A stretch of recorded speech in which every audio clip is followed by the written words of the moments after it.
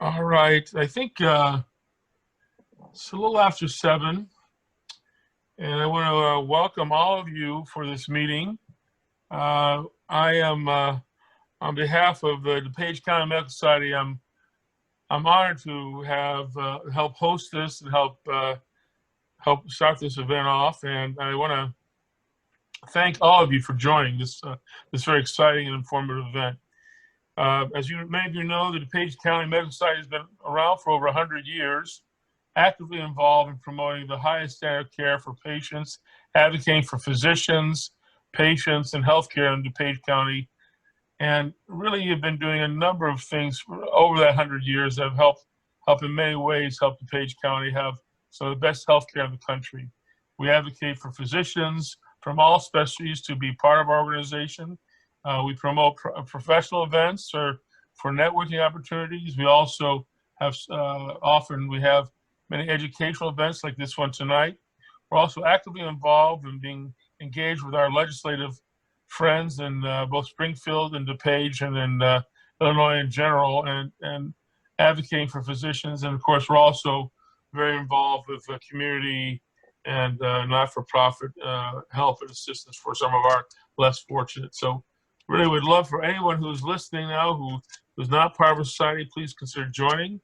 You can see our webpage is up on the screen right now. It's dcms.docs.org. You get all the information and any information about how to join and be more engaged, and we'd be honored to have you part of that. So getting on to that, we have a very special night tonight. We have, as the invite mentioned, we have the Dr. Fauci of Chicago and Illinois speaking for us tonight. But we also have a long-standing friend of mine, Dr. Rashmi Chugh, who has graduated from University of Wisconsin Medical School, then did her residency training at Hinsdale Hospital in DuPage County, and went on to get her master's in public health. And since that time, I've known Rashmi for many years. She's become an outstanding leader in not only promoting public health, but she's also the chief medical officer for DuPage County, and she's been an outstanding leader for DuPage County Medical Society as a source and resource for all of us to lean on. She has also just recently been named by Governor Pritzker to help lead Illinois in guiding healthcare policy in the state by her appointment on the Illinois Board of Health. So I want to introduce my friend and colleague to introduce our main speaker tonight, Rashmi. Please take it away. Wonderful. Thank you so much, Dr. Yap, for the kind words and welcome. And it's my distinct privilege and honor to represent the DuPage County Health Department on behalf of Karen Ayala, our executive director, and also serving as a past president and active member of the DuPage County Medical Society. Thank you so much for your influence and leadership over the years as well, Dr. Yap. And with that, in my capacity as medical officer, just before I transitioned, and I'm very thrilled to introduce Dr. Allison Arwady. I just wanted to start with a few updates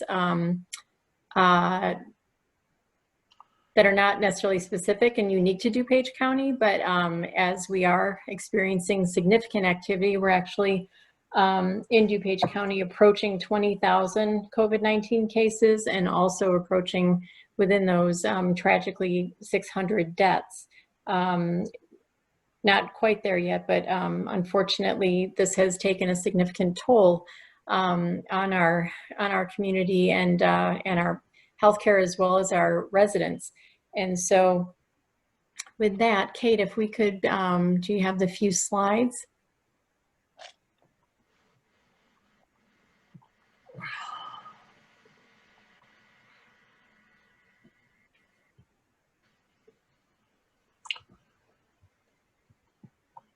Okay, just want to confirm. Okay, can you just take over? That would be great.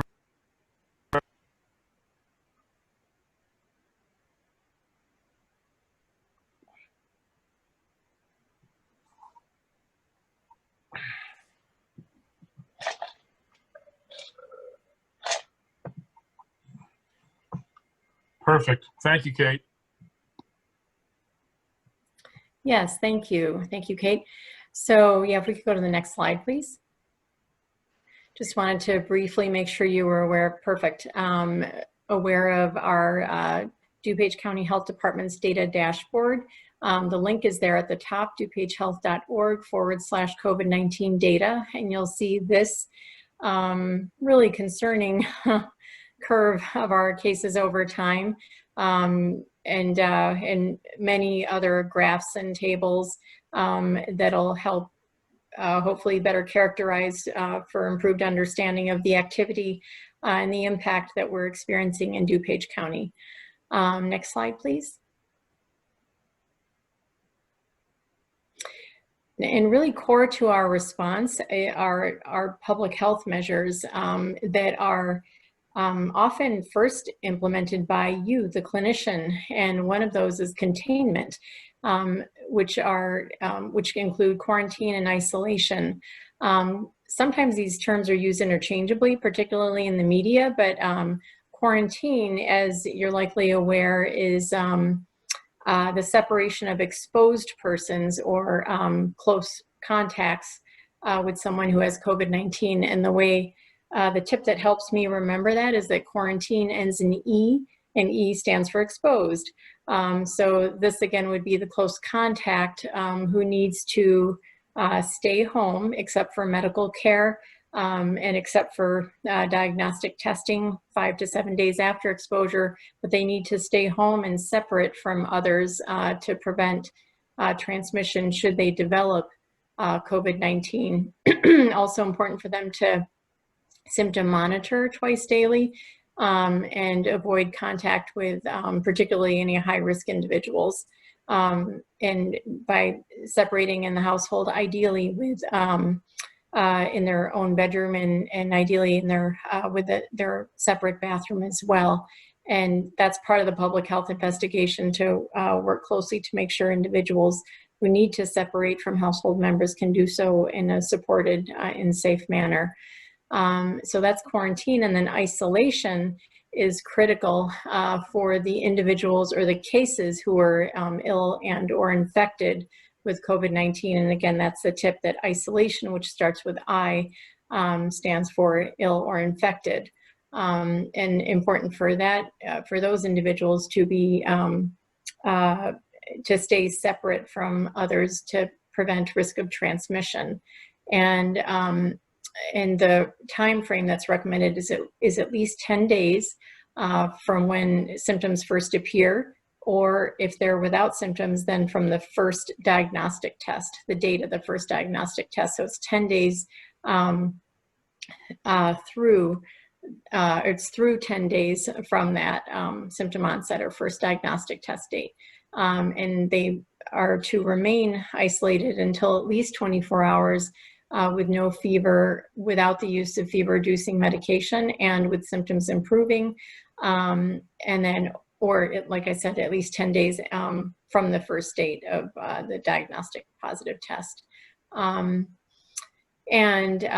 So that's containment, critical. And so even sometimes as you, the clinician, learn of a positive and are diagnosing the condition, you have the opportunity to implement these recommendations even before sometimes the case and contact investigators are able to reach these individuals. So just wanted to review those really central components of our response.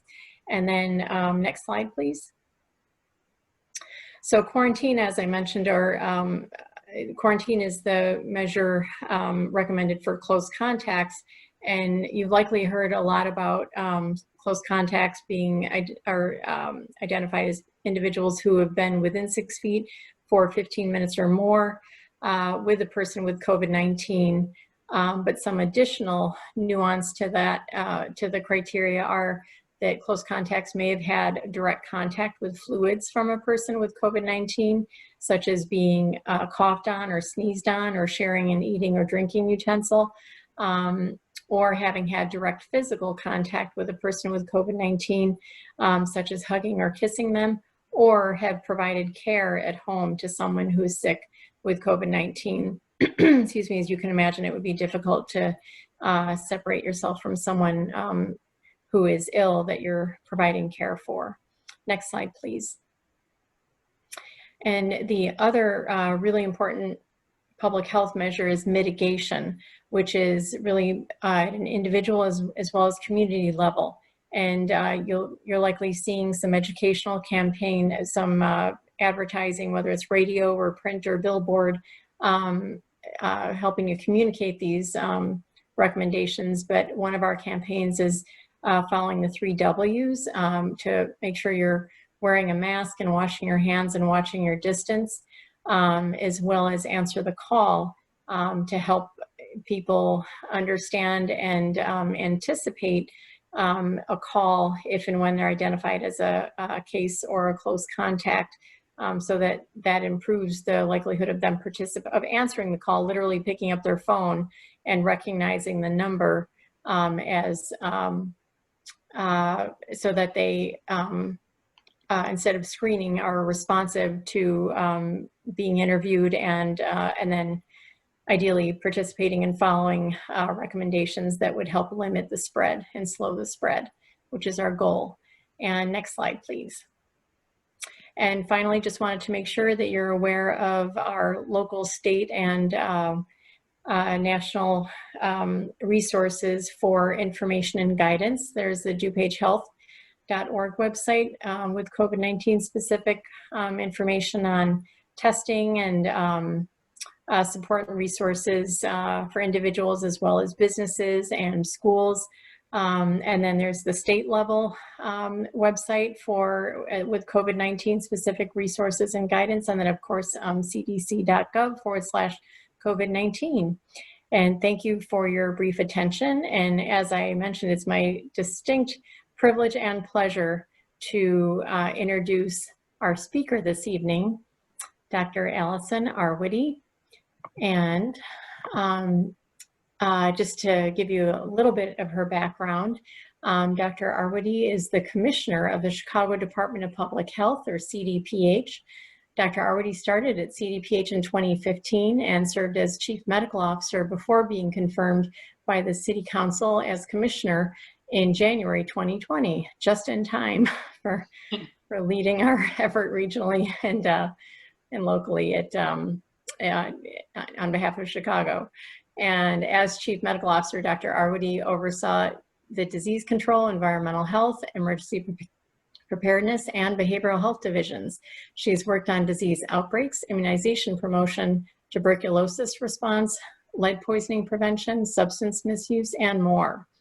Prior to CDPH, she worked for the U.S. Centers for Disease Control and Prevention, or CDC, as an epidemic intelligence service officer. In that role, she focused on outbreak response, including international work on Ebola and Middle East respiratory syndrome. And we were uniquely fortunate here in DuPage County to have Dr. Arwady speak with us and generously share her experience. So, I mean, amazingly, between visiting Liberia and Jeddah, and just really phenomenal experiences that she's had, and as I said, generously shared. While based at the Illinois Department of Public Health, she responded to disease outbreaks across the state. She has a bachelor's degree from Harvard University, a master's degree in public health from Columbia University, and completed medical school and clinical training at Yale University. She is a board-certified internal medicine physician and pediatrician and continues to see primary care patients weekly. So on a personal note, I'd like to say that it's really, I've been very fortunate to have had the opportunity to interact and work with Allison in our capacities, and really we're so fortunate to have someone of such high intellect and integrity who also happens to be very warm and accessible. So with that, we're really excited to be hearing from Dr. Allison Arwady this evening on pandemics, past, present, and future. Dr. Arwady. All right, thank you so much, Rashmi, and thanks for having me. I just wanted to first echo that we really love working with the the health department in DuPage, and it's a good long collaborative sort of thinking through of things during normal times. And then I think especially during COVID, there's just been such a need for collaboration and thinking regionally. And, I hope you guys know you've got the best folks there really at the health department, and have long enjoyed partnering. So I really thought this evening that I would take us a little bit out of the day-to-day COVID conversation, because I know that all of us are just steeped in COVID all the time. And our graphs in a lot of ways look very similar to what we're seeing in DuPage. And we're making a lot of decisions in the public health department and in municipalities in general. And I thought I would kind of put it in a little bit of framework of how we approach outbreaks sort of broadly, actually look a little bit, I'm going to pull out some of the Ebola work that I've done previously, but then use it to talk a little bit about how that, in some ways I think you can see when you look at an outbreak that is not the one that you're in the middle of, the ways in which you can improve your current outbreak response. I am also going to talk a little bit about the outbreak that, believe it or not, we turn to for inspiration from 100 years ago, the 2018-2019 flu pandemic in Chicago. And when I say we turn to it, it really is something that we reassure ourselves about from time to time. We will open it up and say, you know what, in 2018 they canceled Halloween. Like, we could do that if that was really something that we decided to do. And my goal is mostly just to hopefully help you think a little bit about the ways in which we approach outbreaks as clinicians and as public health professionals, how those kind of come together, and make you hopefully understand that when we are trying to do this at some level, we actually are going from a playbook that has been built over literally hundreds of years of thinking about outbreak response. And although there are always surprises, in a lot of ways, an outbreak response is an outbreak response. And that's as true for COVID as it is for smaller pieces. So I'm gonna just share my screen a little bit. I have some slides here. Yep, good. And my goal, again, is not to not to go into great depth, but just to give you some things to talk about. So if folks don't know Frank Snowden, he's a historian of medicine, has written a lot of interesting work, particularly about the history of outbreaks. Actually, let me go to a slideshow here so you can see the whole thing. There we go. And just at a high level, I think it is very true that outbreaks, and particularly large outbreaks, do sort of hold this mirror up to society. Microbes exploit these cracks and gaps and vulnerabilities in society, whether that is the way that we have built our environment. We've seen things like crowded housing here be a very real risk factor for inability to quarantine or isolate at home, and seen the ways that we have set up workplaces and others to potentially either help protect or lead to increased risk of concern for spread.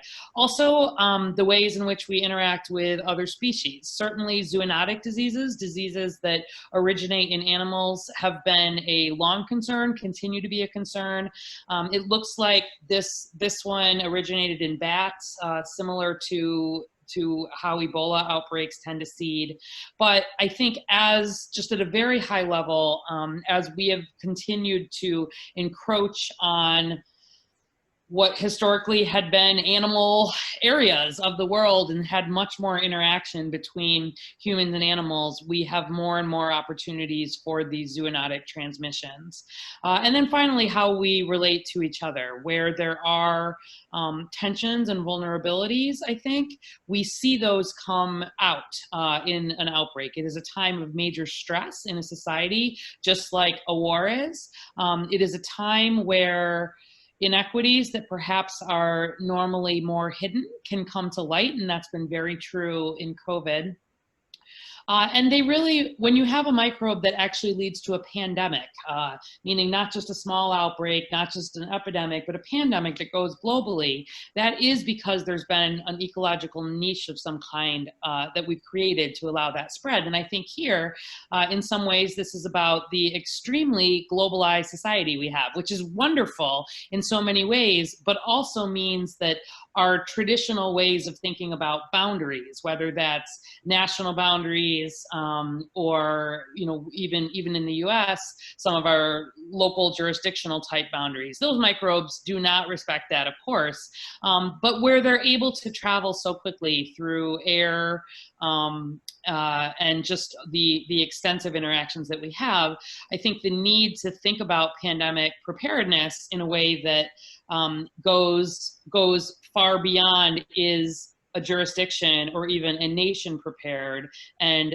we really want to think about how is the world prepared and what kind of structures do we have set up to allow for good information sharing and a good response, recognizing we all are as vulnerable as a society to wherever we are weakest. I think it also highlights what we value as a society. Certainly it's been interesting in Chicago and in DuPage, I'm sure as well, to see the ways in which your community-based organizations have stood up to fill gaps that have been more obvious. Certainly in Chicago, we've had to do a lot of work around food security and around information access, right? The digital divide is very real.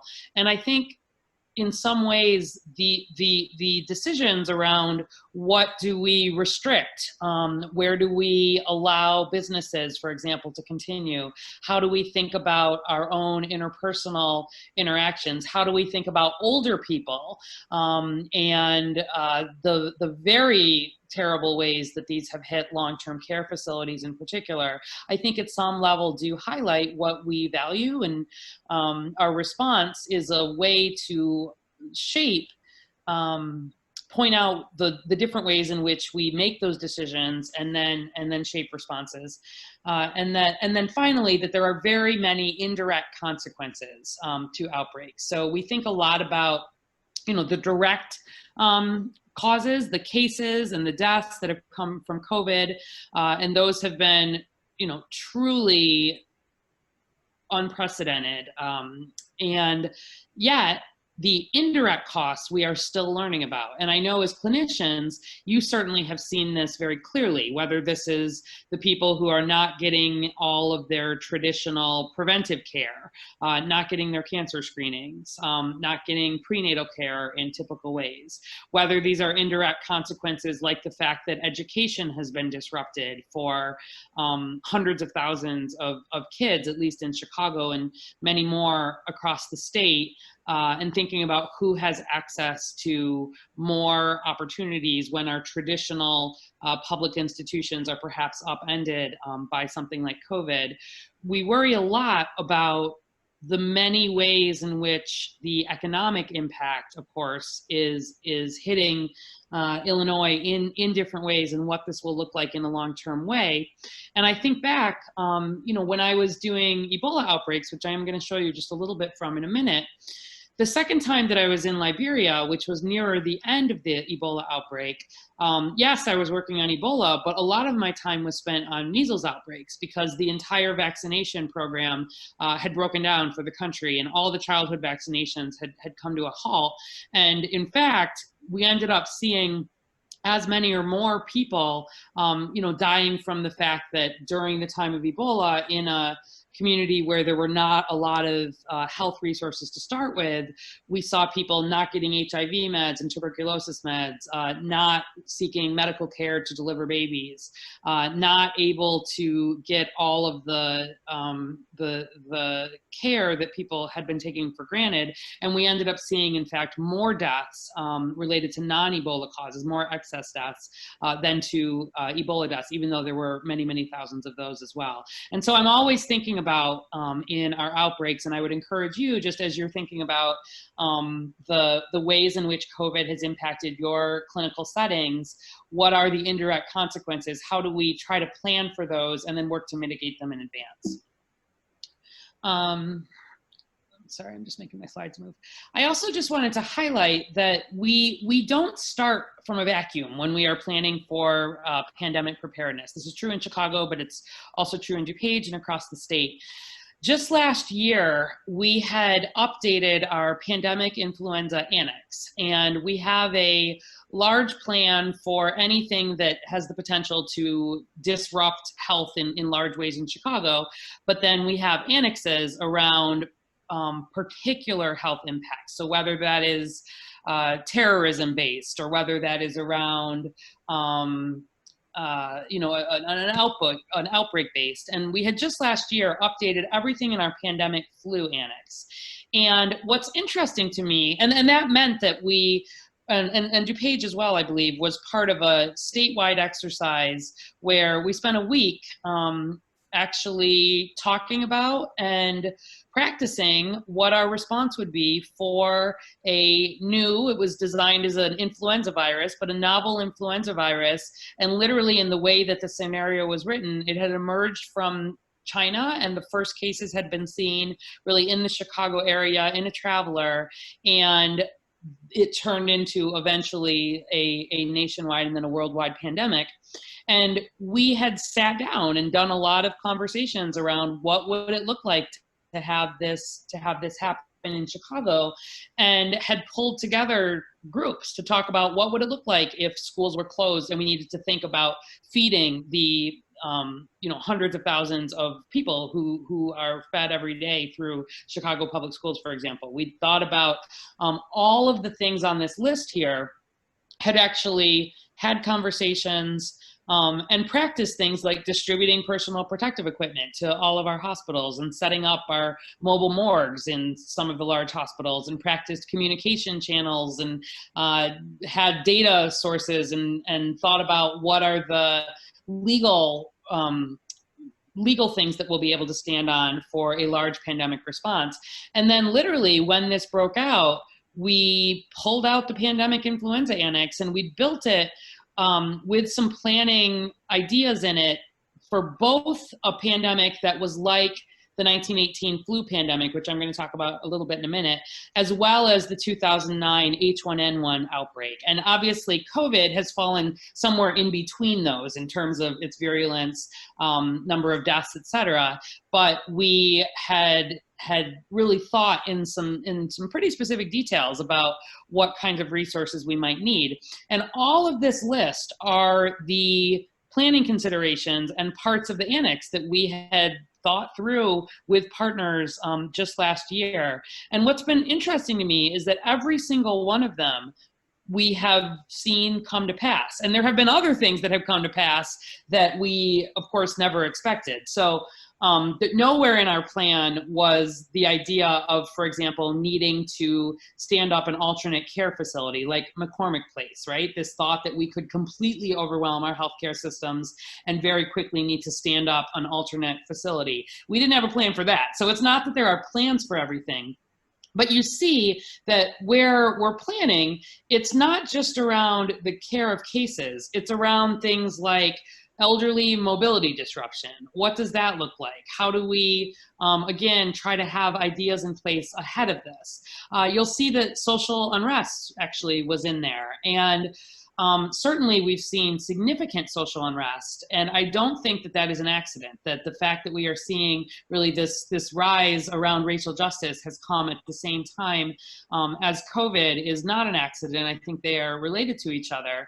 And the fact that we were able to sort of predict that there would be problems in all of these spaces tells you that though we are solving problems every day, the big things and the ways in which outbreaks tend to impact society are somewhat predictable, and there can be more planning and work that's done at a local, a national, and an international level. You'll see the only one that hasn't happened yet is vaccination, and of course there's major conversations happening regionally with the state and nationally about what the vaccination campaign will look like. I wanted to highlight, oops, sorry, just a little bit of problem here. There we go. Just that when we work on outbreak investigations in public health, these are the kinds of things that we do day to day. And the approach to all of these is actually very similar. So whether we're working on drug-resistant bacteria, in your hospitals or your long-term care facilities, whether we're working on our bread and butter, which are foodborne illnesses linked to restaurants, whether we're doing workplace investigations, whether we're looking at outpatient surgical centers and perhaps procedural-based infections, whether we're looking at international outbreaks, in a lot of ways the approaches can be the same.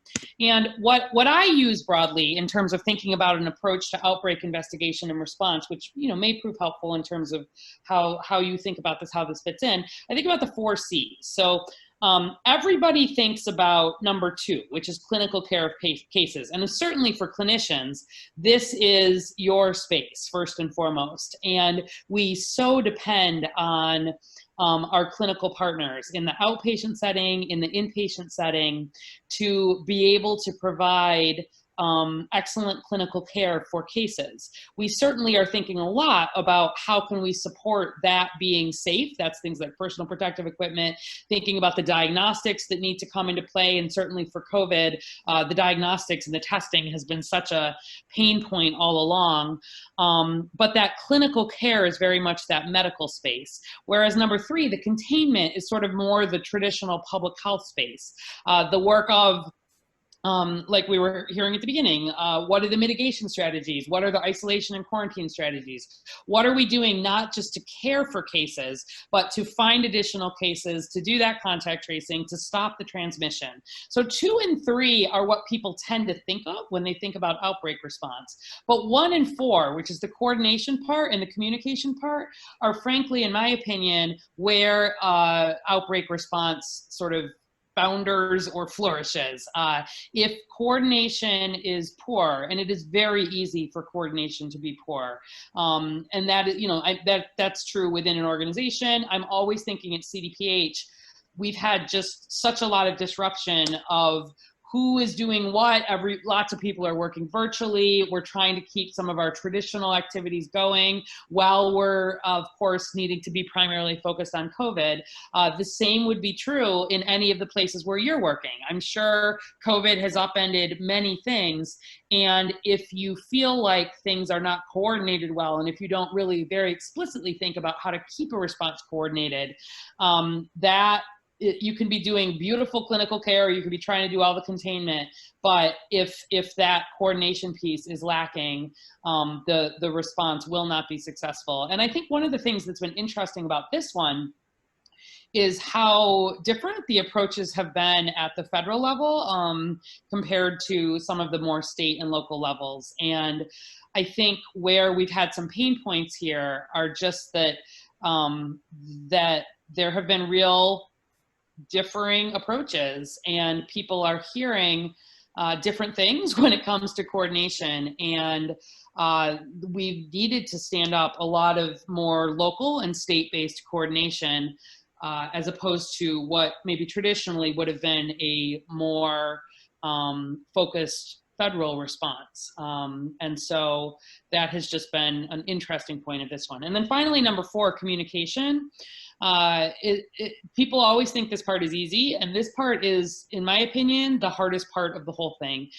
Public trust is hard to win and easy to lose. And if you lose public trust, if people do not believe the science of an outbreak response, or they think that decisions that are being made around needing to put restrictions in place, or any of the other difficult decisions, if they think those are being made for political reasons rather than outbreak control reasons, you lose the plot very quickly, in my opinion. And this is the part that I am still the most concerned about, as we recognize that at this point, we're maybe halfway through the bulk of this response. I know that's hard to hear, but as we move into vaccine, recognizing, for example, that we will not have a vaccine that is 100% effective. We will have a vaccine that is at least 50% effective, hopefully quite a bit more,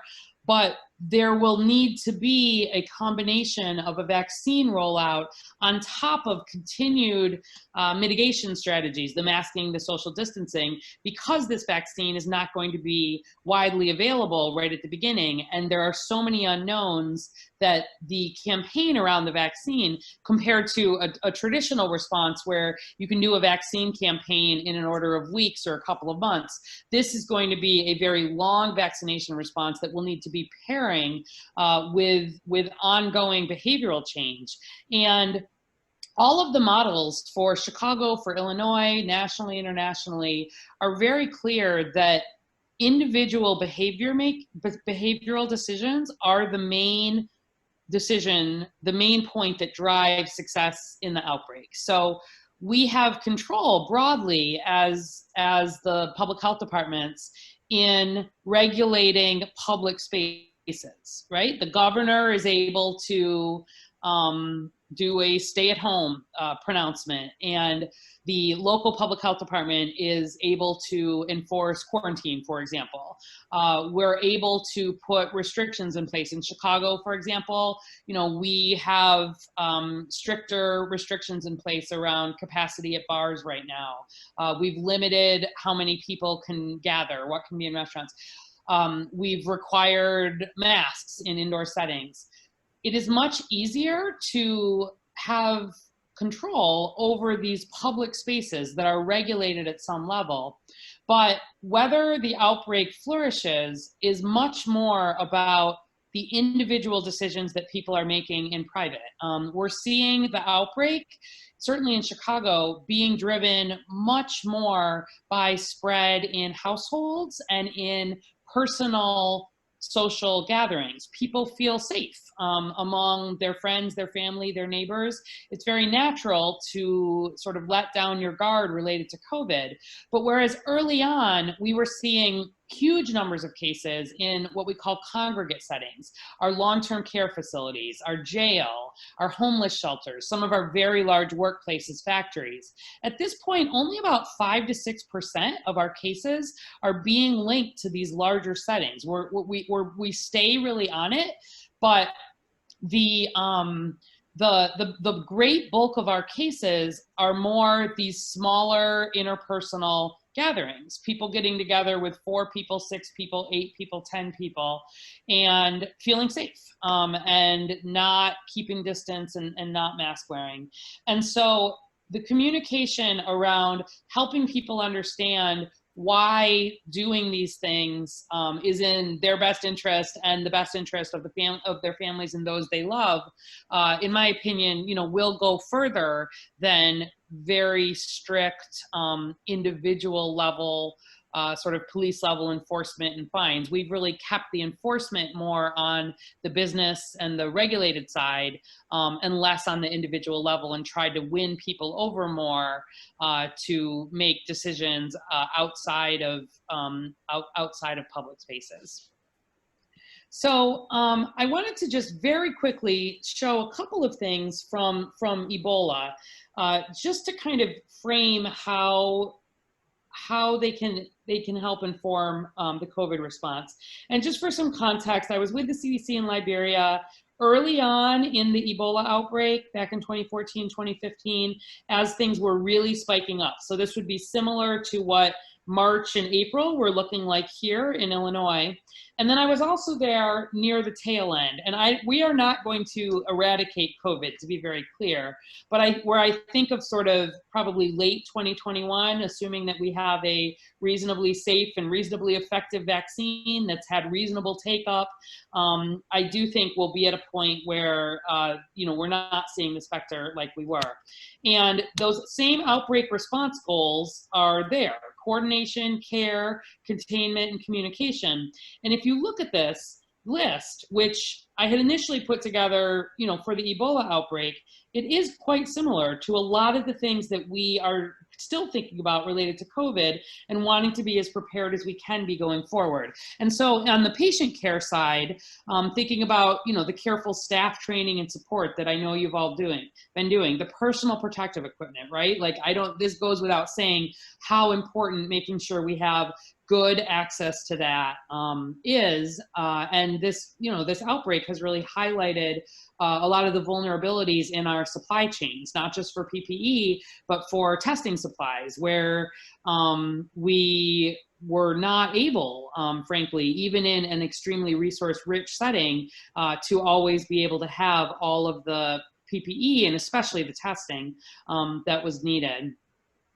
And so just highlighting that in Liberia, a lot of the outbreak was driven by truly sort of crowded housing like this. And although we don't have anything like this in Chicago or in DuPage, we've seen similar transmission patterns and very focused outbreaks, as I know, as I'm sure is true in DuPage, where people who don't have the luxury of working from home, who are in these essential worker roles and don't have often a lot of the resources to be able to do all of the protective measures that help stop the spread. We see a lot of these same underlying conditions that that seem very glaring in a setting like Liberia. We have seen these at a lesser extent in Chicago. And so just highlighting that, one of the reasons that Liberia was a place for Ebola to break out was that it's one of the poorest countries in the world, the health spending is low, there's not a lot of physicians. What to me has been very interesting about COVID is that we have, almost unlimited resources where it comes to healthcare spending. We have excellent access to healthcare by and large. And yet the underlying inequities and a lot of the social ways in which we've set up society has allowed COVID to really spread, and that having fantastic healthcare has been so important. And I cannot speak highly enough about the ways in which clinical partners and hospitals across Chicago and across the region have really stood up and collaborated and had a coordinated response to provide absolutely fantastic medical care. But the way that this has spread has shown that just having sort of that adequate medical care is part of the answer, but not the whole thing. And so just to highlight very quickly that where you try to have an organized medical and public health response, lots of things can happen. This is an example from Liberia where this is the Ministry of Health and Social Welfare in Liberia, and the fourth day that I was there with CDC, there was a disgruntled family member whose loved one had died from Ebola, who literally sort of came in and set the ministry on fire, and managed to knock out all the computers, and they had to move buildings. And this sense of sort of needing to try to have an organizational structure that can withstand whatever is coming, whatever the changes are in terms of the outbreak, is something we think a lot about. Related to patient diagnosis and care, it's easy to sort of say, oh, this is a setting where there weren't a lot of resources, and there weren't, right? This is what the Ebola treatment units were looking like the first time that I was there, before there were significant resources. This is what the Ebola National Call Center was looking like, right? Literally people taking in individual calls and sending a very limited number of ambulances. But this same work of case finding that is the bread and butter of public health is structurally a lot of the same work that we are trying to do here with COVID. And infection control certainly will look different in a Liberian hospital, but it is at the same, the basics of making sure that we have what we need to keep healthcare workers safe and to stop the spread of disease within healthcare settings remains really paramount. And so I'm just going to skip this for time. This is talking about at one hospital where I was, all of the people who were diagnosed with Ebola and had a 76% mortality rate. And luckily, COVID has not had a mortality rate anywhere like this. And luckily, we have broadly been able to protect our health, our healthcare workers. But working in Liberia, this was what really brought home for me that like protecting your healthcare workers is first and foremost in any response. And this is why, as you know, when vaccinations are available, healthcare workers will be in that very first prioritized group. There are reasons for that that go beyond just being able to take care of patients. It's that if you lose this infrastructure in the way that Liberia lost significant infrastructure, it has impacts that go well beyond a COVID response or an Ebola response. And again, you start getting into these indirect consequences. These were, the first time that I was there, the whole healthcare system just completely stopped operating. These were the sort of the empty wards within the hospital. And then just the other piece is that the ways in which communities stand up and fill gaps. The thing that has given me like the most hope and the most happiness in our entire COVID response is to see all the ways that folks in Chicago, and I know this is true in DuPage as well, have stood up to help each other. We've seen certainly, philanthropic groups be very thoughtful about how to be coordinated in terms of gap filling. We've seen high levels of volunteerism. We've seen creative ways to think about trying to address social isolation. This example here, this is one of the doctors that I was working with in Liberia, who they were literally building their own sort of Ebola treatment unit without significant resources, waiting, while things weren't coming in, needing to sort of piece things together. Needing to also deal with a lot of just misinformation. This is a major, every outbreak has this, but I think social media for COVID has really highlighted the ways in which misinformation can spread.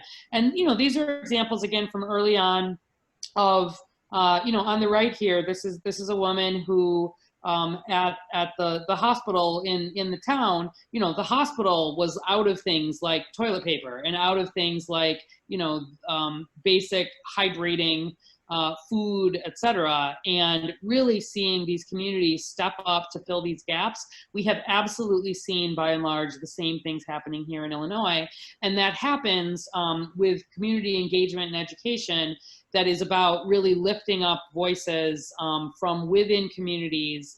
And, I see my role at the health department as at a high level, here is the data, here are the resources, and then working with community members to make sure that messages are being translated in ways that that make sense and that resources are really being driven. And so in comparison, the second time when I was in the response, nearer the end, when there had been a lot of resources, there'd been a lot more opportunity to really get organized. And for me, this is around, as our case investigation and contact tracing operations are starting to mature, we're learning that this is not a silver bullet for COVID. There are so many people who are asymptomatic or mildly symptomatic, and they're spreading COVID for 2 days before they even get symptoms, assuming they get symptoms at all. But there is the ability to make sure that in any COVID response, we are sort of using the expertise within communities, whether that's contract tracers or others, to carry appropriate messaging about how to protect yourself and be organized. And, these are just in comparison, how many more resources were available when the world really sort of stepped up and made sure there were cars. This is what the Ebola treatment units were looking like the second time around, with adequate PPE, the ability to stop people, the ability to do contact tracing, the ability to do case finding, community education and engagement. And, I really think back a lot on this as I try to help direct our response here in Chicago for COVID. This was the Ebola treatment unit sort of right at the end, where they were down to 0 cases and had a lot of survivors. And we're a very long way from being able to yet sort of declare any kind of sort of victory. We're heading into what I think is going to be a very difficult winter, but we are going to continue to hopefully build on these same approaches that do control outbreaks, and collaborate to get to a point where we will eventually be looking back kind of in the rearview mirror at COVID. This is a slide just showing what the pharmacies were looking like in Liberia at the end of the Ebola outbreak. So to the point of this unintended consequence, a lot of thought about what is COVID going to look like in what are the ways in which we probably can't even fully see our healthcare and non-healthcare systems are being impacted. And so, in conclusion to this, just that broadly, any effective outbreak response is going to require adequate resources. And adequate resources are sometimes not the ones you think you're going to need. The fact that we were not able to have we couldn't get testing going because we couldn't get things like reagents. We couldn't get things like swabs because those were being produced in Italy, which was having its own outbreak, really highlighting much more need for some preparedness and supply chain work in advance of whatever may come next. Again, this major importance in terms of protecting healthcare workers and healthcare settings. And I do think, COVID is just going to be an additional major change in how we're thinking about global health security and global interconnectedness. We're all, again, sort of as vulnerable as our weakest point, and what this is going to look like in a long-term way, I think, is a big question. Just to finish out a little bit for fun, I thought I would highlight for you, because again, this is reading very different for me now, as I'm sure it is for many of you, where we look back at the 1918 influenza pandemic, and specifically Chicago's response. This, as I'm sure you know, is the deadliest outbreak in modern history. There was overlap with World War I. There were about 500 million people infected worldwide, about a third of the planet's population, and about there's debates about this because it was hard to sort out what was flu and what were other causes, but the estimates range from between 20 to 50 million people. And specifically, let me tell you, I've gone back and looked at this because this is not that dissimilar from what we've needed to do. And it highlights, again, some of the ways in which we control disease are time tested. So once Chicago got up to about 250 cases, the commissioner had ordered people to go to Cook County Hospital. That quickly filled up. There were requirements for isolation at home. The police were really focused on sneezers and coughers without handkerchiefs. There was no smoking allowed on transit for the first time. And importantly, influenza became a reportable disease, really marking all of the data that we share, this sense that in an outbreak, you need to, by law, report to a health department how many cases you're having, and that data can be used to help drive the response. Once they got up to about 1,200 cases a day, which, by the way, is about where we peaked for COVID here in Chicago, at least to date, we were averaging just over 1,000 cases a day at our worst back in May. And this is when they really started strong mitigation, banning dancing and funerals, eventually closed theaters and movie houses. They didn't close schools as they thought there were good medical exams in place, and we could talk about that. We actually think schools are quite essential in this, and there's a big conversation, but they did eventually halt all non-essential public gatherings, allowing saloons, pool rooms, and bowling alleys to be open if ventilated well. And this, when I read this, like, I can imagine, this just is exactly like the conversations we're having every day in Chicago right now. Like, what does it mean to be ventilated well? What is the risk? Like, how do we balance the economic and the social needs against the need to control disease? I've just read it with another light. And so in 1918, they had about 38,000 cases of influenza and another 13,000 cases of pneumonia, which likely developed from influenza. And we've had in Chicago, you know, from a COVID perspective, we've not had that many in that short period of time, but we've had just in Chicago around 85,000 diagnosed cases. And so this is, you know, a time frame, you know, a number of diagnosed cases that is not that dissimilar. But within 2 months, they'd seen 8,500 deaths in the Chicago area. We are just at about 3,000 deaths in Chicago to date from COVID. That's over more than 2 months, but it just gives you some sense. And the virus had not been discovered at that point, but the germ theory was strong. There were mask making tutorials, a lot of similarities. And the commissioner was getting criticized like crazy for overreaching, even in a setting where there had been 8,500 deaths within 2 months. That major pushback that trying to do things like not allow smoking on transit or shut down some of these establishments was not appropriate. Also, interestingly, we saw major differences in terms of racial and ethnic disparities, actually the other way of what we've seen today, where white Chicagoans had an increase in deaths of more than 2,000% and Black Chicagoans more like 1,000%. At the time, it was attributed to intrinsic immunity. We think more likely it's existing disparities in healthcare and access and differential reporting.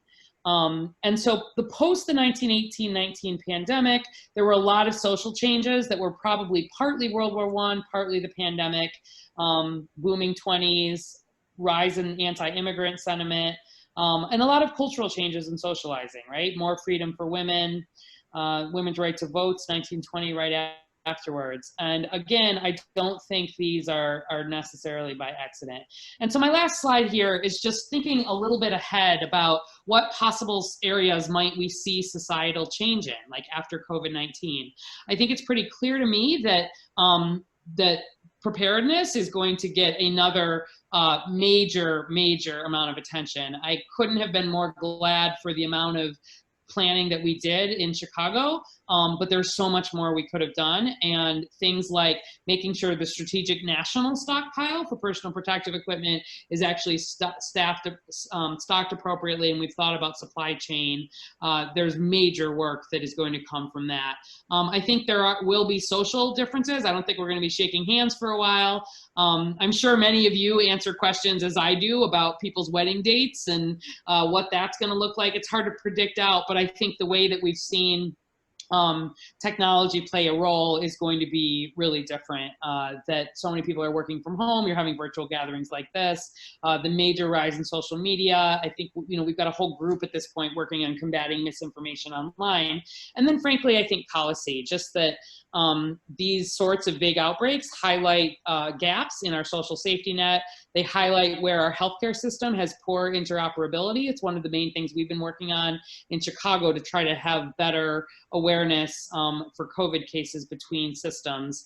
It highlights the problems where insurance is linked to work and you have a lot of people out of work. It highlights that where you have poor sick leave and family leave policies, that can actually end up driving infection. It brings up questions about unemployment benefits, digital divide, design, and then international collaboration and agreements. So I hope that, you know, me going over all of this mostly just got you thinking a little bit. You can read a lot about COVID, but I think some of the more interesting parts here are thinking about how will we use COVID in a long-term way. The broad approaches to an outbreak are similar and have been similar for a long time. But this one has shown a lot of ways in which I think we can improve as a society and improve some of the underlying reasons for why it has shown up differently in different parts of the community. So I hope this was interesting. This is some of the things that I'm thinking about. Thanks so much to all of you for all of the work that you have been doing and continue to do. All of us, you know, will be and have been changed by COVID, and my dearest hope is that we will end up with sort of a healthier public health and medical system here in Northern Illinois in the long term. So thanks very much. Thank you so much, Allison. Excellent virtual and literal applause all around. Thank you. And if we may, we do have a few really good questions here, and some came in advance also. Maybe we could take 5 or 10 minutes for some Absolutely. Q&A if that's okay. All right, excellent. Thank you. So we'll start here. When you were planning epidemic response, what was the epidemic duration you assumed in your planning? You touched on this briefly, but if you could expand on that a little, please. Yeah, absolutely. So we planned an 18-month response. And the way we wrote it out was it actually is a month-by-month plan. We knew that it wouldn't necessarily go month by month by month, but the idea is there are triggers that sort of move you into a given month. And so what's been interesting is everything didn't happen in the order that we've expected. So schools closed actually much earlier than we had predicted they would in our sort of month-to-month thinking. But we did plan 18 months, again, looking back at the historic pandemic influenza work and recognizing that that is not just response, but that also includes recovery. So these months we think they're useful in terms of just like when you've had, we talk about when you have initial cases, when you have travel associated cases, when you have the beginnings of community spread, when you have significant spread, when you have the resources to do case investigation, when you do not, and we kind of move forward and back in time. But it was an 18-month plan, and we really have continued to try to adhere to it, or at least look at it to remind us of things that we had thought about and how we can try to be prepared for whatever is coming in the next part of this outbreak. Sure. Yeah, sounds about right so far, given where we're at. Yep. All right. And then what advice do you give for docs on the front line and healthcare personnel to prepare for in the months to come while hoping and planning for the vaccine? Yeah. So, I think first and foremost, this point about protecting our healthcare workforce, right? I can't say it enough. And I think for all of you who are really, if you're seeing patients or you're working with staff directly, not sort of letting your guard down and your staff's kind of guard down. I think for, COVID is not necessarily this sort of at the very beginning, there was a lot we didn't know about it. There's still a lot we don't fully know about it. But even while I think we've learned about a lot of ways to limit that risk, I think it is important, particularly for healthcare workers, to be particularly, just diligent. And we've done everything we can on this side to make sure that those PPE shortage problems are not going to be another issue. But I think, for me, I see patients and I am, I'm very careful when I'm in clinic, but I'm also careful when I'm even just at home. That level of interaction does bring an increased risk for COVID. And so first, just on the personal level, making sure that you've thought about that.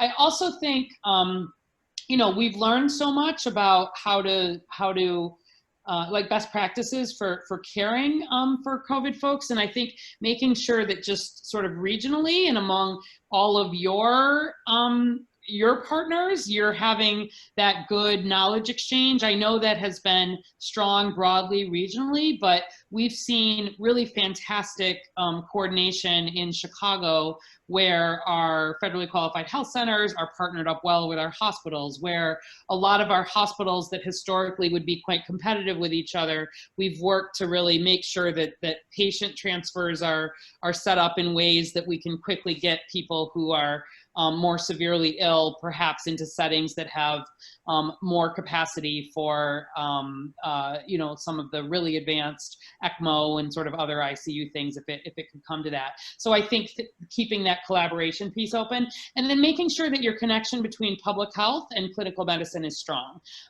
We each sort of play a somewhat different role, but it's important that there's good, I think, back and forth communication there. Like we talk a lot about, what are you seeing in the clinical setting? Wherever we're seeing increases in positivity, even at a like clinic level, like if there is a clinic that is having more than 5% positivity and that's coming back consistently like that, that's a sign we need to do more testing. It's this conversation sort of with public health. Are there ways that we can partner, really trying to push resources, quickly, not waiting for trouble to get worse. And then I think just modeling this for your patients, sharing really solid science-based information. There is a lot of misinformation out there, as you all know.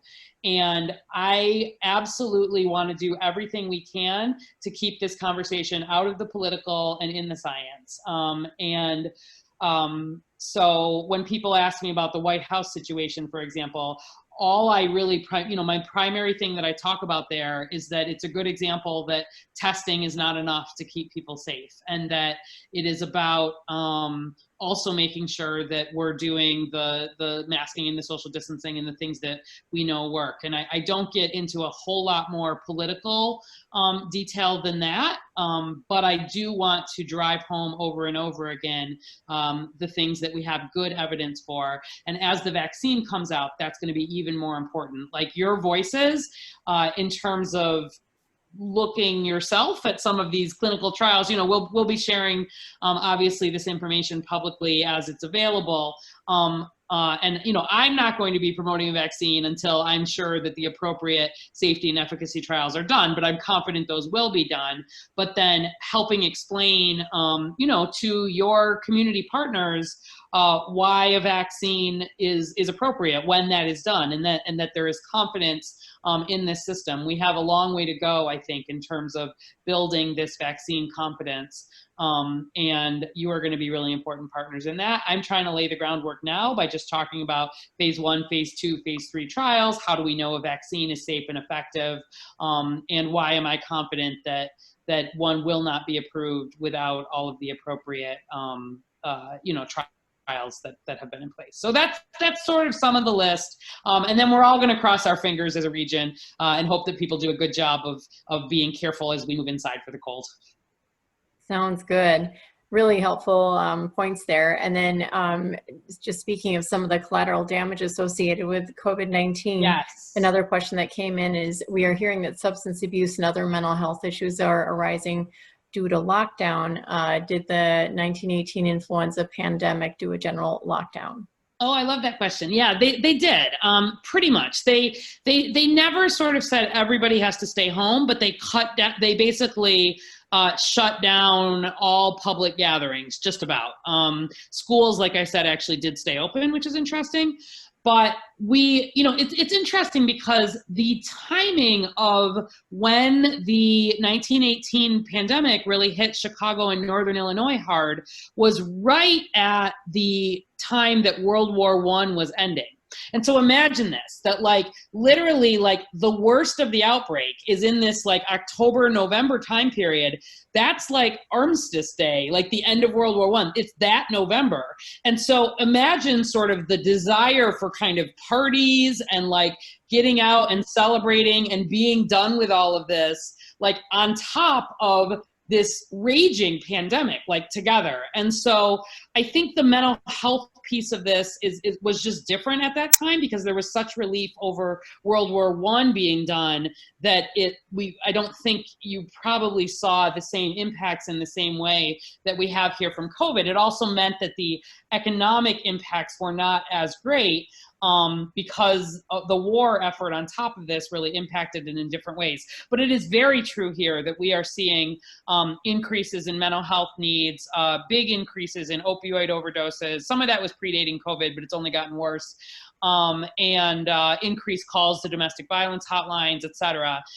We've been doing a lot to try to build up additional resources in this space. One of the things I hope will happen is that we'll lose some of the mental health stigma as a result of COVID.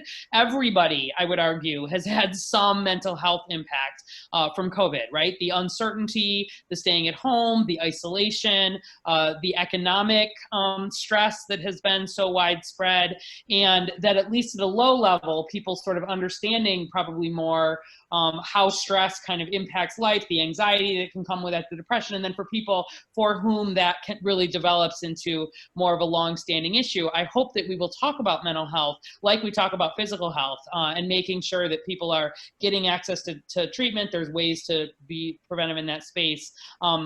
So that's the positive, hopefully long-term spin. But in the short term, we're definitely concerned about that behavioral health indirect impact from COVID. Definitely. Thank you. And another good question here that came in earlier, kind of along the same vein of influenza. I mean, as we enter influenza season, but this question is, are there multiple strains for COVID-19? If so, will that be accounted for with vaccines? Yeah, so one of the good news so far related to COVID is there have not been a lot of genetic mutation. Some of this is because the whole world is not immune to COVID, right? And so it's been very easy for COVID to spread. There hasn't been a lot of sort of pressure in an ecological way for the disease or for the virus to need to mutate. So we've seen some mutations, certainly, and that's part of how we've been able to track, like in a genetic way, how different, very slightly different vaccine strains have sort of been able to move across continents. It's also how we know that it is possible, although it seems quite very unusual, for someone to get reinfected, because we were able to look at the RNA fingerprint of a couple of folks who were infected 2 different times with slightly different genetic differences. But the good news is that at least so far, very different from influenza, where, as you know, every year we're looking at A and B and all the strains and trying to make a decision about which one should we make that year's vaccine for. At least so far, this one's looking pretty stable. And so I'm quite confident that the vaccine will have some more, at least hopeful, will have some more longevity to it as a result. We've not seen major changes in genetic makeup that seem to have major clinical implications, at least to date, although there's certainly a lot of work ongoing there. I think what'll be interesting is that as this goes on in time and we start to have people with sort of differing amounts of natural immunity exposures, whether we may start to see some more of that genetic shift. But at least to date, that first round of vaccines that we're working on making can be broadly against what seems to be mostly sort of a single strain. So that's one of the reasons I think there's generally optimism around a vaccine. It's not going to be 100% effective, but hopefully it will have generally good effectiveness. Sure. And then I think along those lines, is COVID-19 predicted to be seasonal? Yeah. So goodness, I mean, talk about a virus that has not behaved in the ways we might have predicted. We're so used to respiratory viruses following such a strong seasonal pattern.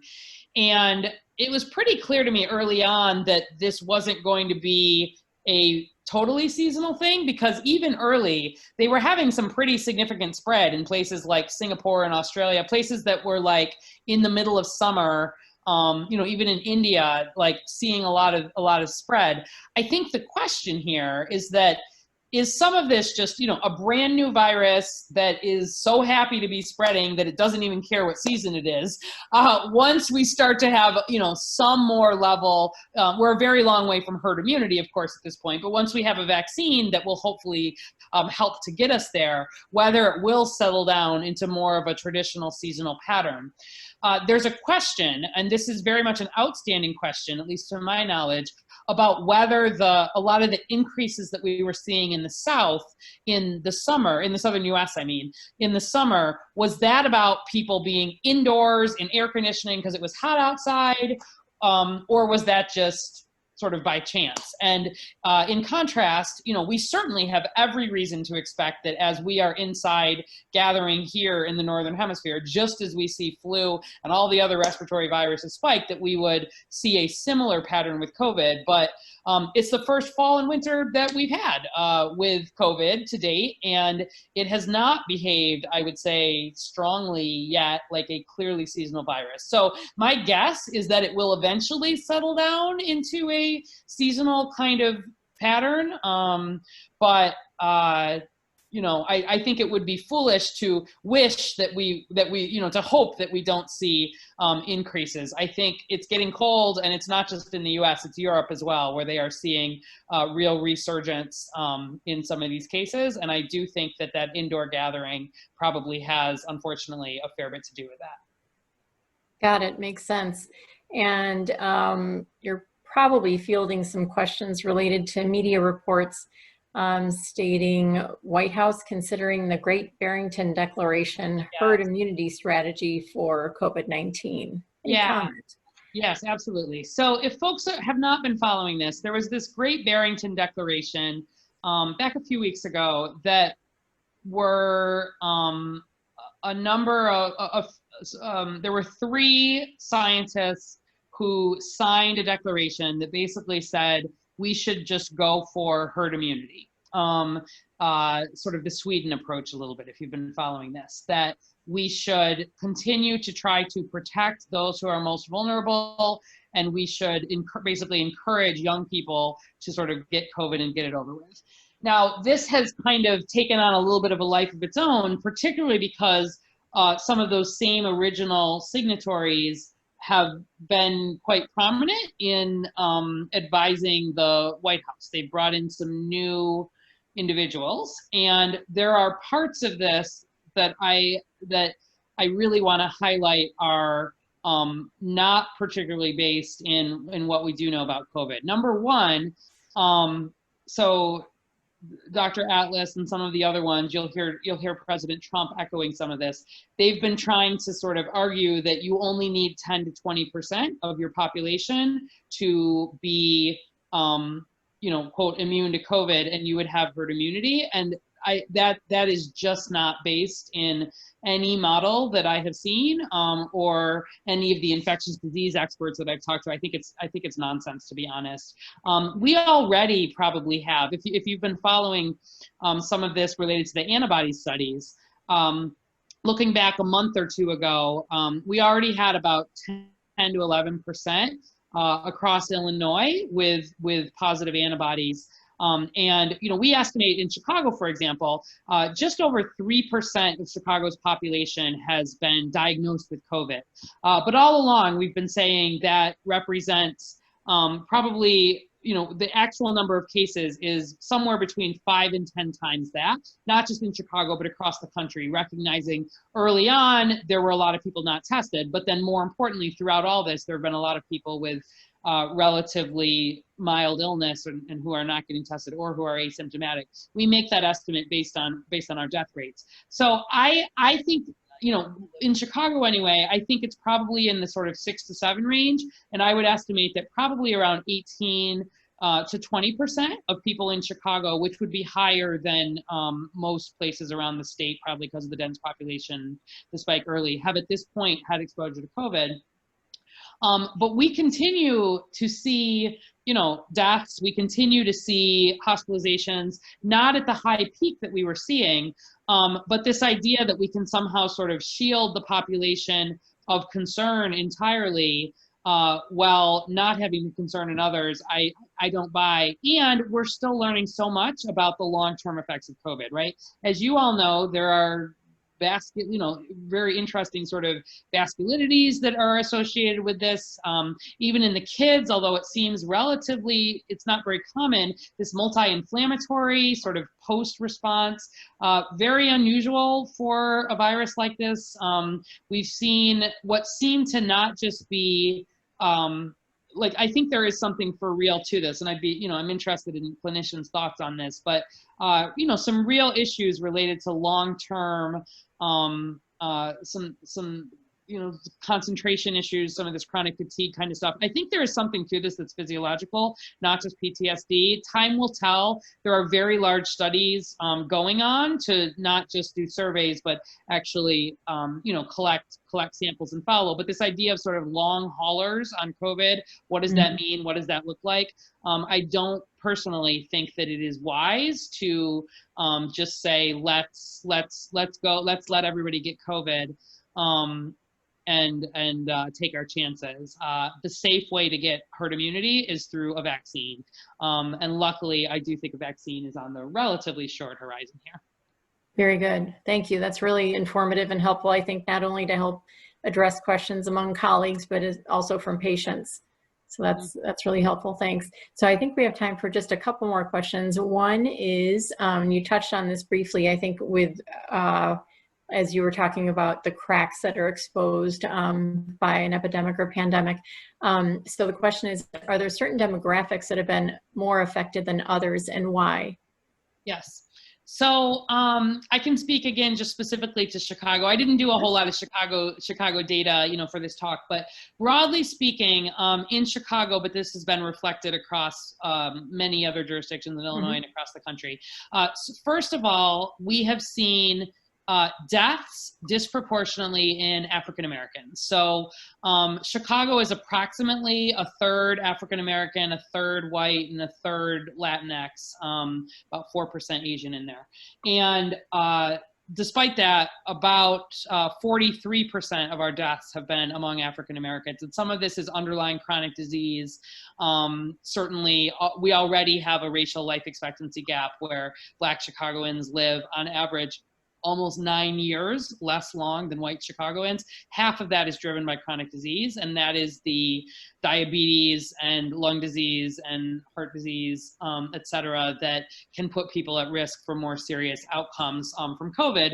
But then I think the root causes for that, right? It's why are there underlying chronic diseases, and this is and that are poorly controlled and that people actually die from. And this is getting into differences of healthcare access, but it's also getting into things like, do people have access to safe spaces for exercise? Do people have affordable, healthy food nearby? And that gets into, even further root causes about what are the decisions that we make sort of as government institutions with a long history of where have investments been made in communities. Racism, I think you have to call out is through sort of not just historic, but some present decisions still that are made, even where we're calling that out. And so we've disproportionately seen deaths among Black Chicagoans, and we've disproportionately seen cases among Latinx Chicagoans. And so again, it's about a third of the population, but about 48% of our cases have been among those who report Latinx ethnicity. And that, and both of these have to do with, again, a lot of root cause stuff, where this is where we did some interesting mapping looking at job titles sort of by census tract. And we see very heavy, folks working in healthcare sector, which obviously risk factor, but also transportation sector, construction sector, food service sector, and a lot of these real essential workers who have, not been able to work from home.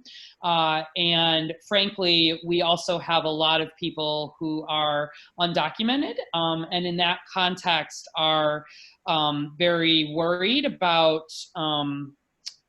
even seeking, they're worried about record keeping and even seeking testing, and just having very little cushion, not just among those who are undocumented, but among anybody who's low income. You think about saying stay home, even under the stay-at-home order. Some people are able to have 2 weeks of food in their home, no problem. Some people are literally, used to buying food every day, and don't have a whole lot of cushion there. So I think and then like the crowded housing I mentioned just briefly, but we do see there's a couple of hotspots in Chicago that have been our main focus, and they are heavily Latino areas, and it is a very good overlap with where we have crowded housing, which is a definition that's literally how many people live per room, and that just means that we see much more spread within households. Like if you've got essential workers who are out bringing COVID back, and we see a lot of spread throughout the households. We've got more kids, for example, in those groups, and more older people. You've got intergenerational, families, et cetera. And so I think it's like the more you start looking at why these are different, it's about underlying, that the way that we have just set up support for folks means that, if I don't have sick leave at my job, I might not be able or willing to sort of take a test or stay home if I'm feeling sick because I can't afford to lose that income, right? Or if I don't have reasonable access to, unemployment benefits or insurance benefits or family leave benefits. We've really seen those kinds of decisions impact the way people make decisions around COVID testing and around isolation. And those kinds of things are where I think we have room to improve as a society. Definitely. Thank you. I will say our demographic distribution is certainly different, and we're still working to do more granular analysis of this, but our overall disproportionate impact has been similar, with the Hispanic and Latinx community being disproportionately impacted or having a disproportionately high rate of cases, and similarly higher mortality observed in our Black population, yep, unfortunately. So, well, thanks for sharing that. So one final question before I turn it back over to Dr. Yap to close us out here, but just wondering if you had, so kind of a two-part question, wondering if you have any recommended advice or resources to address COVID fatigue in the community, and also to help prevent COVID-related burnout in the healthcare and public health workforce. Yeah, I think those are both so important and hard. We've been pushing these same messages for a long time. And on the one hand, I'm glad that we've been able to be very consistent in our messaging, right? Like there are, I would argue, very few people in the world today who have not heard many times, those 3 W's or however we're sort of framing it. But I do think that people really just want this to be over. And it is difficult for people to hear that, in fact, even as a vaccine becomes available, we're talking about another year probably of some changes and some impacts. Hopefully those will continue to lighten sort of on everyday life. I really think one is around trying to sort of frame, and this can be helpful with patients, I think, as opposed to all the things that I cannot do, trying to help people think about how, for the things that I most value, what can I do to make those as safe as possible? I think we've seen a lot of ways in which certainly there's been creative ways to try to keep connection up, but I'm especially worried about older people and those with underlying conditions who have sort of the most to lose when society has coronavirus fatigue, and really increases their risk to be able to go out and be doing essential things like getting healthcare and making sure that their mental health is being protected. And so I think the more that, this is just my opinion, and I'm very interested, I've always trying to think about, are there new ways to help push this same messaging, but to help people feel like it's about them, that like these recommendations are about, what are you planning for Thanksgiving, right? Like, how are you going to have a Thanksgiving that honors your traditions, but is different? Who's going to be there? What are you going to be asking of them? Like, are you like literally to the level of, let's talk about Thanksgiving. It's 6 weeks away, and there are ways that this can be safe and less safe. And it's not that we can't do these things, but that they need to be different. So that's just one opinion. I wish I had the full answer to this, but it's just hoping that people will recognize that they're acting in their best interest and the best interest of those that they love. I think for provider kind of fatigue, you know, we've certainly tried in Chicago just to try to make mental health and other support resources as widely available, specifically for healthcare providers. I think, and that's actually been true for my public health staff as well. I kind of take a broad view of healthcare providers, but we are in this kind of for the long haul. And I do think that even though COVID is starting, or I don't know how true this is for you, but in a lot of ways, COVID is feeling fairly routine for us. Making time for and space, like, to make sure that people are getting extra support. You're not waiting for people to ask for it. You're setting up structures that allow people to talk about it, you know, in whatever clinical setting you're in, making sure that people, you know about their EAP, their employee support programs, and that, you know, healthcare workers are often the last to want to seek mental health care, in my experience. And I would love to see some more normalization of that among us also. And so I think if you're in a position where you can talk about that and model some of that for staff and for your colleagues, it's an important conversation, and I think one that we can't have enough. How do we support each other and support our own kind of mental and emotional health through what is going to continue to be a long process? Thank you. I think that's an excellent note to conclude on. And thank you so much for, again, so generously sharing your expertise and perspective.